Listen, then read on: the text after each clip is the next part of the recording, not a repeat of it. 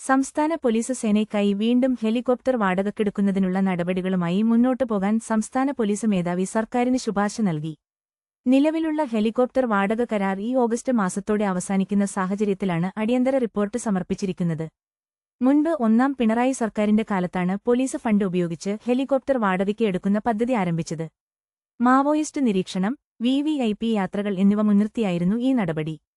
പിന്നീട് ടെൻഡർ നടപടികളിലൂടെ chips aviation കമ്പനിക്ക് കരാർ നൽകുകയായിരുന്നു. 5 വർഷത്തേക്കുള്ള ഈ കരാർ പ്രകാരം പ്രതിമാസം 25 മണിക്കൂർ പറക്കുന്നതിനായി 80 ലക്ഷം രൂപയാണ് വാടകയായി നൽകുന്നത്. നിശ്ചിത മണിക്കൂറിൽ കൂടുതൽ ഉപയോഗിച്ചാൽ അധിക തുകയും നൽകേണ്ടതുണ്ട്. ഹെലികോപ്റ്റർ ഉപയോഗിച്ചാലും ഇല്ലെങ്കിലും നിശ്ചിത വാടക ഖജനാവിൽ നിന്ന് നൽകണം. അവയവദാന പ്രക്രിയകൾക്കായി 8 തവണയും വയനാട് ദുരന്തമുണ്ടായ സമയത്തുൾപ്പെടെയുള്ള VIP യാത്രകൾക്കായും ഹെലികോപ്റ്റർ ഉപയോഗിച്ചിട്ടുണ്ട്. സാമ്പത്തിക പ്രതിസന്ധികൾ നിലനിൽക്കുന്ന സാഹചര്യത്തിൽ സർക്കാർ എന്ത് തീരുമാനമെടുക്കുമെന്നത് രാഷ്ട്രീയ വൃത്തങ്ങളിൽ ഉറ്റുനോക്കപ്പെടുന്നുണ്ട്. കൂടുതൽ വാർത്തകൾക്കും വിശേഷങ്ങൾക്കുമായി ഈ ചാനൽ സബ്സ്ക്രൈബ് ചെയ്യുക.